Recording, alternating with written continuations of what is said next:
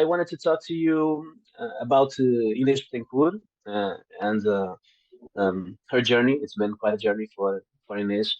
She was recruited to play JUCO, and in a 3 month span, she's playing in one of the most respected colleges in the country. Started one game um, with Geno every day, just a legendary coach, some of the best prospects in the country. This is a great story, right? Oh my gosh, yes, it is. It's an unbelievable story. Do you? I think most people here in Portugal don't quite understand what it means to play at UConn. Can you tell us? I mean, first off, I was pretty at that time when she was being recruited. I had gone over to Europe this summer and watched. I think she was in, yeah, Madison Hill. I mean, she was under 18, so I watched her with under 18. And I'm making my evaluation of her, and I've watched her since she was probably 15 years old, and kind of watched her progression, and definitely thought she was a really good player. But I didn't, when I knew she was committed to go to the junior college, I was kind of like, okay, that makes sense. She's going to go there, she's going to develop, and she's going to be an even better player. Whether it's a year or 2 years later, this is going to be a really interesting story to follow. And then when everything happened, I was in Portugal, or getting ready to go. I was in Greece and was ending up going to Portugal. And UConn had so many injuries, and just the way it happened was very unusual, very late, obviously. But I guess not to ramble too much on that. I mean, UConn has, I don't even know how to put it into words. I mean, for so long, they've been the pinnacle of women's basketball at the collegiate level, from their 11 national championships to 22 Final Four appearances. I mean, it's a household name here in America from every sport. It's not just a women's basketball thing. We obviously know how great UConn is here, but everybody, even if you're a sports fan or not, that UConn women's basketball is just something different. And you know how dominant they've been. You know how great they've been. And the legacy of what Geno Auriemma has built is going to last forever. It still surprises me that we're still in this period of time. And, to me, I always have to pinch myself, like, it won't last forever, but they're still, doing really well. And one of the top teams, obviously they have a lot of injuries right now, but it's been, I think, probably such a blessing to be able to witness it during my lifetime, at least part of it, I mean, it's an incredible, legendary era. Yeah, it's been special. Yeah, you mentioned the injuries. The injuries were the main reason Inez was recruited because UConn lost Paige. So they were kind of in a hurry to add another guard to their roster. Why did they go international? This is a record international players for UConn this season, I believe. So why international again? I think part of it, we've worked with them closely for a few years. And at the time, one of the assistants was asking me questions about, oh, what do you think about this player? What do you think about this player? I talk with them about a lot of different players internationally because they know that I'm so involved with it. So I think that has been a route that they've wanted to take. Obviously, you look at Dorka, you look at, Mole, and some of the talent that's on their team, and how well they're doing. I think you're seeing a big shift. And just, I think the style of play, I think I got to be careful what I say. I think the European style of play is really appealing to Geno. I think you have at the highest levels skill that maybe you couldn't necessarily find here, combined with things like the shot clock and, different aspects like that. And I also think it's not a credit, but it's because of the way recruiting has become here in the States. It's a lot different now than it used to be 10 years ago, 15 years ago. The competition is different. NIL makes things very different. So I think that at that time, it's late. I think it was late August at that time. I mean, the options are so limited. And I remember them reaching out, and I was like, I thought they were talking about, next year or the following year. I didn't realize they were even talking about that exact moment, because it never even crossed my mind that. And I think they thought I knew that. It was never clearly communicated to me. So I'm talking about Bettencourt in general for a couple of years later. I wasn't thinking that exact moment because it's just so bizarre. It's so unusual to be looking for a player that late. And I mean, there was nobody that I could have even talked about at that time. I mean, I didn't even think you could get a player into school, let alone a visa, and go through, all of that that's required with embassies to be able to, make that decision. So if I'm not understanding that, and this is what I do, that shows you how unusual it is. It's bizarre that, and props to them for being able to kind of get it done. And I don't think, had she not gone through the process with, what's the name of the junior college? I'm blanking. Northeastern Florida, probably. Had she not already been admitted and like had a visa and all of those things, I don't think they could have gotten it done timing wise. But yeah, I mean, crazy situation that you very rarely see. And I know it happened so fast. So they asked me about her because I had just seen her, and I had actually been in communication with her, and I knew she was going junior college, and we had talked like 3 days before. And I was like, congratulations, that's awesome. So I'm happy for you. And then 3 days later, I hear this rumor, and I was like, is this true? She was like, you wouldn't believe how fast this happened. And so it was a crazy time. Yeah. I've heard Geno say in press conferences that Inês told them that she never played in such a building in UConn. She thought there were there would be 50,000 people able to go to the Yeah. games. She wasn't even aware of the amount of people that could be in that gym. She said she probably played for 200 people, was the the biggest attendance in her lifetime, and it was in the European Championships this summer. Um, yeah, I think we can agree that this was completely unexpected. Even for Inês, maybe she's not even aware of the magnitude of all this. Do you think that lack of awareness, that's not a flaw, that's just a meteoric rise to UConn, helps her not being so nervous and being able to deliver, although she's been nervous in the game. You can see she's been kind of scared to shoot, just trying to make the team play. But do you think that kind of helps her? That she probably still doesn't completely understands everything that's around her. I think it is a positive, because I think had she had more time, had she had 6 months to do the research, to understand, to listen to the noise, to listen to the fans, and truly digest what it means to be a UConn Husky, or even physically come visit it. She didn't even get to go on an official visit and see where she was going to be playing. It's a true story of just being thrown into the fire. I mean, it doesn't get any bigger of a fire than this. So I think she knows she has to know that it's a good thing and it's a big thing, but to truly understand that dynamic, I mean, I've always been the type of person that likes these types of stories. They're almost fairy tales, and in some ways, she didn't have the time to digest what it means. And so now you're just doing what you do, which is play the game of basketball. Now you're surrounded by the best players in the world, with arguably the greatest coach of all time in America, or at least one of the greatest coaches of all time. And so you got to learn on the fly. You've got your teammates that understand the situation, that can wrap their arms around you. And I have to give her credit for how, as a freshman, I remember what it was like for me as a player, and I had all the time in the world to digest where I was going, and I did not play at UConn. I have to give her credit, and those little baby steps that I'm sure she's taking every single day. And you can't help but wonder if this lasts for another 2, 3, 4 years. This has a chance to be one of the greatest stories that we've seen, in terms of a UConn player that's come in here and just been thrown into this bizarre situation where, I mean, isn't this what you want as a competitor and as a player too? I mean, she has a chance. She has an opportunity to go in there and play and make an impact. Whether it's in practice every day or whether it's out on the court, there's a need.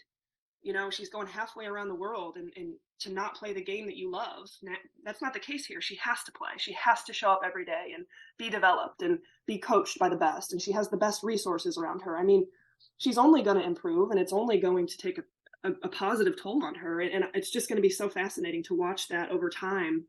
It's completely reasonable to see that she could be nervous, or, a few turnovers. I mean, you go from playing, in Portugal, and you're still a young girl, to now you're playing against the best players in America who are 23, 24 years old.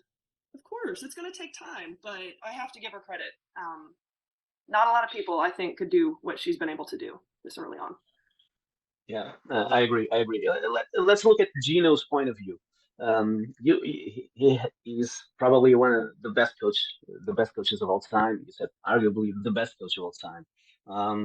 He has a legacy and he has a responsibility. He needs to win. He wants to win.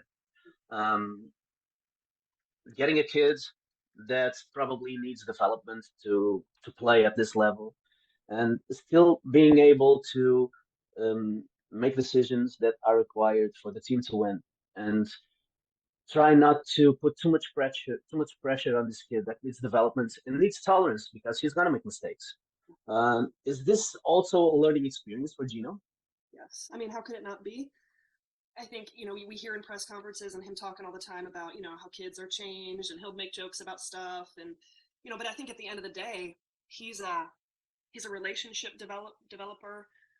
What he's always been so good at is his ability to understand his players, but he's not going to change who he is.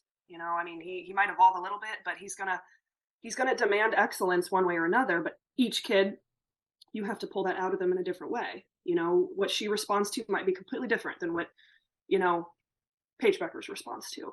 So, you don't have a lot of time here to understand who she is as a person, who her family is, where she comes from, what her history is. Talk to her, national team coaches or her club coaches. There wasn't a lot of time to like really understand what you're bringing in here. Now you might rely on people that you trust around her, or you might have had a couple Zoom meetings and felt good enough to make this happen.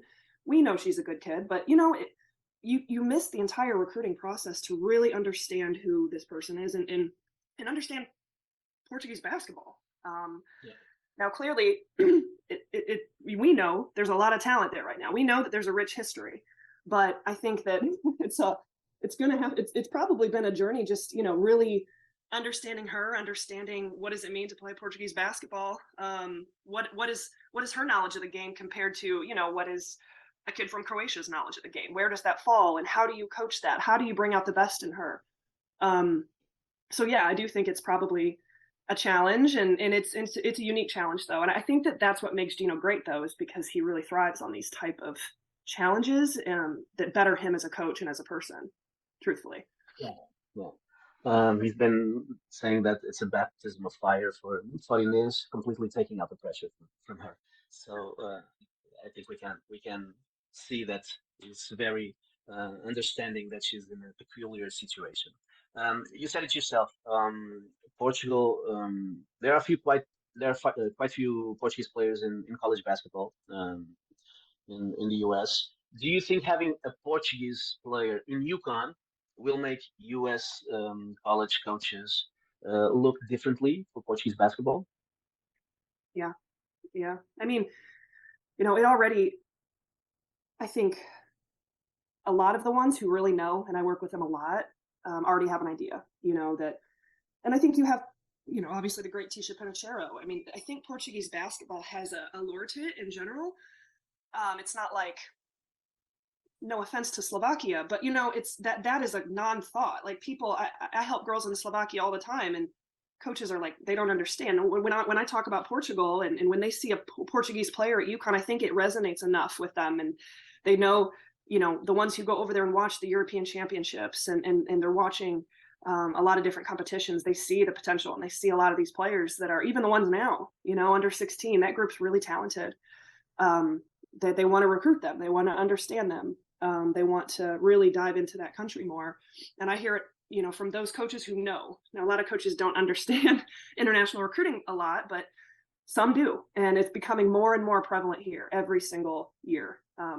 So the fact that now you've got one on UConn, yes, that's going to get attention from maybe ones who hadn't thought about it, or it's an afterthought, or like that's going to turn their head, because everyone's going to go, well, she's playing for UConn. Like, what else do they have? There's no way that it doesn't, in one way, shape, or form. And the good news is right now, I mean, again, I'm fresh off coming over there a few months ago, and I mean, the talent was so exciting to watch. So I think when you combine her being on UConn and just the coaches' consistent growth of curiosity of international basketball. It's only going to continue to increase, I feel. Yeah, you've been here in Madrid this summer. I don't know if it was the first time here in Portugal for you, Rach. Um, no. Okay. Um, there were lots of scouts and assistant coaches in this event. We've talked with some of them, and some of the assistant coaches said they usually they send scouts for these events, but the growth of European basketball, not Portuguese basketball only, is making them want to see the games live for themselves. You know European basketball. So, what do you think European players can bring different from US players? We probably European are not as physical as American players, but is there something we can thrive to have success at the college level? Yes, I mean, I don't know if you know this, but my background, I used to coach. I coached at the Division 1 level, and I was head of our international recruiting. This was 10, 12 years ago. So I coached college basketball for about 8 years, and that was my number one thing. I was going to recruit international European players primarily. And I learned so much during that time. So when I decided to get out of coaching, I wanted to still be deeply involved in it. So, I mean, I have a pretty good understanding of, I played over there, I've coached, and I've recruited those players. So, like, I know what I was looking for as a coach.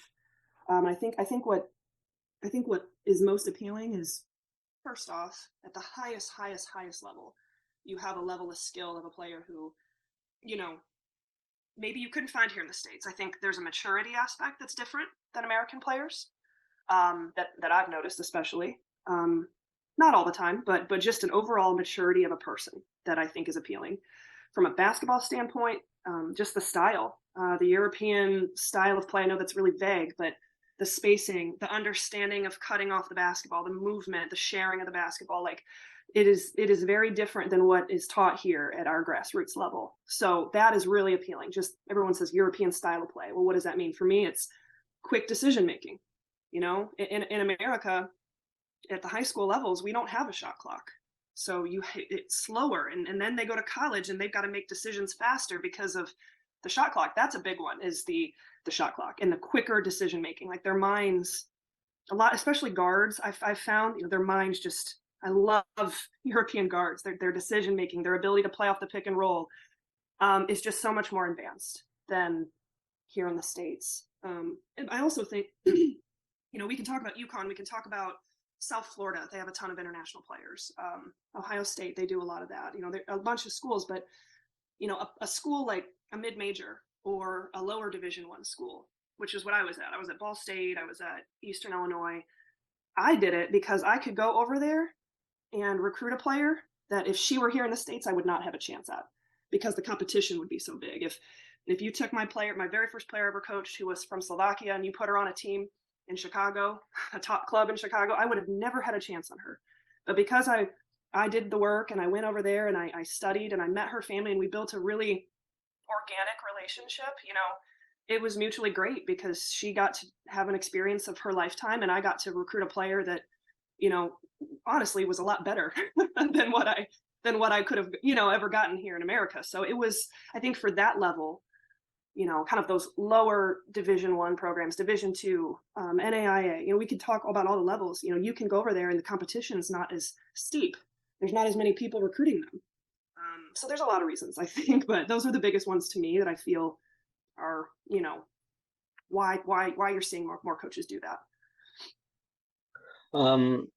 Inês plays with the number 21 on her jersey. I think we all know a fellow Portuguese that became famous for playing with 21. Um, Pride of Portugal, WNBA legend Tisha. What do you remember best from Tisha on the court? Yeah, the assist, of course, the flair. But she's an inspiration for everybody, for Inês also. What's your favorite memory from Tisha? First off, I'm really lucky. Tisha's one of my good friends. We've become really good friends in the last few years doing all these different things.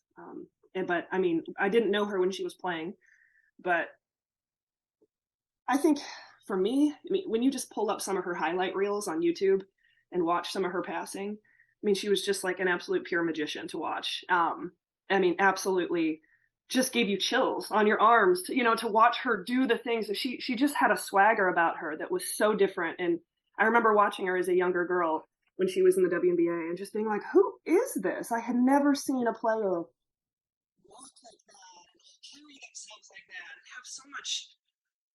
Oh my gosh, I still have chills right now on my leg talking about it.